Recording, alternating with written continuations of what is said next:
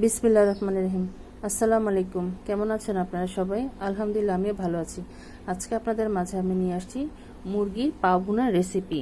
তো এখানে আমি 3টি মুরগির পাও, তার সাথে একটি গলা, 2-3টি গলা আছে, আর এখানে আছে গিলা, এরকম পরিষ্কার করে নেওয়া গিলা, কলিজা, এগুলো সব আমি আজকে মিক্সড করে আপনাদেরকে রান্না করে দেখাবো। তার সাথে যা যা লাগবে: পরিমাণ মতন লবণ, হলুদের গুঁড়ো, মরিচের গুঁড়ো, কিছু পরিমাণ গরম মশলা এখানে নিয়ে নিয়েছি, আর লাগবে এখানে পেঁয়াজ কুচি, কয়টি কাঁচামরিচ, ধনিয়ার গুঁড়ো 1 চামচ পরিমাণ, জিরার গুঁড়ো আধা চামচ পরিমাণ, গরম মশলার গুঁড়ো আধা চামচ পরিমাণ এবং পরিমাণ মতন আদা রসুন বাটা। তাহলে চলুন আমরা রান্নায় চলে যাই। এখন আমি চুলার কাছে চলে আসছি, জালটা জ্বালিয়ে দেব। বিসমিল্লাহির রহমানির রহিম। আমি জালটা জ্বালিয়ে দিলাম।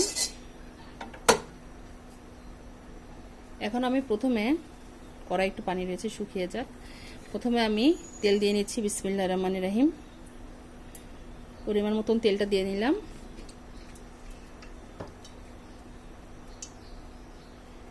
এখন আমি পেঁয়াজ কুচিগুলো এর মধ্যে দিয়ে দেব। বিসমিল্লাহির রহমানির রহিম। দিয়ে দিলাম পেঁয়াজ কুচিগুলো। হালকা একটু নরম হয়ে আসলে তারপর এর মধ্যে আমরা মশলাগুলো দিয়ে দিব। এখন এর সাথে আমি গরম মশলাটা দিয়ে দিচ্ছি।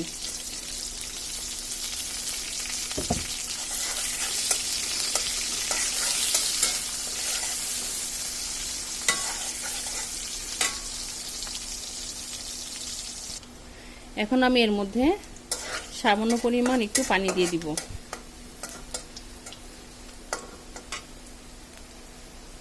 যেন মশলাটা পুড়ে না যায়। বিসমিল্লাহির রহমানির রহিম।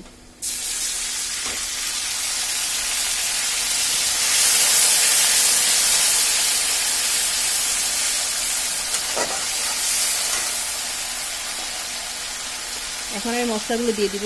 আদা রসুন বাটা, ধনিয়ার গুঁড়ো আর জিরার গুঁড়ো এখন এর মধ্যে দিয়ে দিচ্ছি।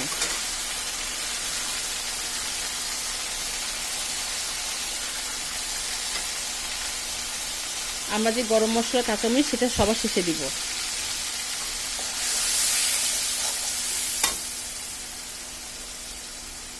এখন আমি আধা চামচ পরিমাণ হলুদের গুঁড়ো দিয়ে দিচ্ছি। 1 চামচ ভরে লাল মরিচের গুঁড়োটা দিয়ে দিলাম।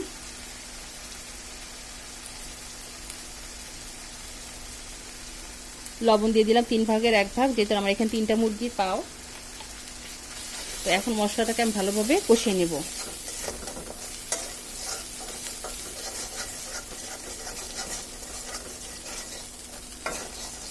আমাদের মশলাটা প্রায় কষানো হয়ে গিয়েছে। এখন এর মধ্যে আমি এই যে পাও, গিলা, কলিজা যা আছে আমি এর মধ্যে এখন দিয়ে দিব। বিসমিল্লাহির রহমানির রহিম। দিয়ে এখন ভালোভাবে কষিয়ে নেব। অল্প কিছুক্ষণ কষিয়ে নেব, তারপর এর মধ্যে আমরা পানি দিয়ে নিব। তাহলে কিছুক্ষণ কষিয়ে নিয়ে আমাদের এটা প্রায় কষানো হয়ে আসছে। এই যে দেখুন, ব্রয়লার মুরগি বেশিক্ষণ সময় লাগে না, এটা অল্পক্ষণ কষালেই হয়। ভালোভাবে এটাকে কষিয়ে নিলে অল্প পানিতে এটা রান্না করা যায়।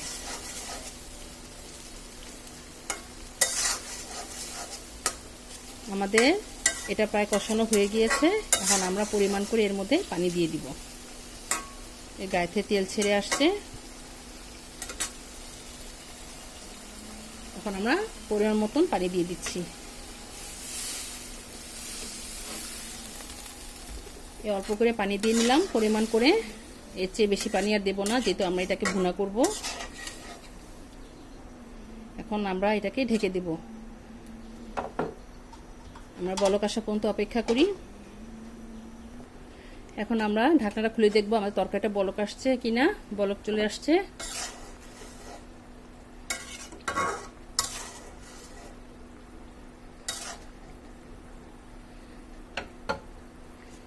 এখন আমরা এটাকে ঢেকে দিব কিছুক্ষণ রান্না হওয়ার জন্য। তাহলে এটা কিছুক্ষণ রান্না হোক, তারপর আমরা আবার ফিরে আসছি। আমরা আবার ফিরে আসলাম। এখন ঢাকনাটা খুলে দেখব সেদ্ধ হয়েছে কিনা পাওগুলো। মাশাআল্লাহ করে অনেকটাই সেদ্ধ হয়ে আসছে। এখন আমরা এর মধ্যে যে কাঁচামরিচগুলো আছে সেটা এর মধ্যে দিয়ে দিচ্ছি। যে গরম মশলার ফাঁকিগুলো আছে সেটা এর মধ্যে দিয়ে দিচ্ছি। এই গরম মশলার ফাঁকিটা আপনারা নামানোর আগে দেওয়ার চেষ্টা করবেন, তাহলে এটা টেস্টটা অনেকটাই বেড়ে যায়। এখন হালকা একটু নেড়ে দেব।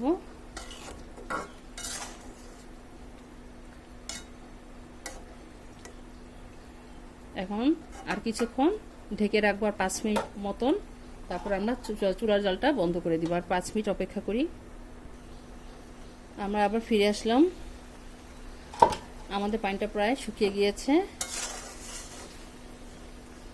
এখন আর চুলায় রাখবো না, যেহেতু এটা নামানোর পর আরও টেনে যাবে। এই অবস্থা আমরা এখন এটাকে নামিয়ে ফেলবো। চুলার আঁচটা বন্ধ করে দিই। তাহলে চলুন পরিবেশনে চলে যাই। তৈরি হয়ে গেল আমাদের মজাদার মুরগির পাও গিলা কলিজা রেসিপি। মাশাআল্লাহ, আলহামদুলিল্লাহ, দেখুন দেখতে কত ভালো লাগছে। এটা খেতেও ভীষণ মজা। আমার এই রেসিপিটা আপনাদের কাছে কেমন লেগেছে আমাদেরকে অবশ্যই কমেন্ট করে জানাবেন। আমরা তো সবসময় মুরগির মাংস, মুরগির চিকেন কতভাবেই রান্না করি, এভাবে একবার রান্না করবেন, ইনশাল্লাহ আপনাদেরটাও আর ভালো হবে। এই তরকারিটি সাদা ভাতের সাথে, সাদা রুটির সাথে, পরোটার সাথে সবভাবেই ভালো লাগে। বুটের ডালের সাথেও এটা খাওয়া যায়, সবভাবেই খাওয়া যায়। আমার এই রেসিপিটা আপনারা অবশ্যই ট্রাই করবেন, ইনশাল্লাহ আপনাদেরটাও আর ভালো হবে।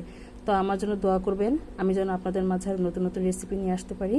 তো আজ এই পর্যন্তই। আপনারা যে যেখানে আছেন ভালো থাকেন, সুস্থ থাকেন। আল্লাহ হাফেজ।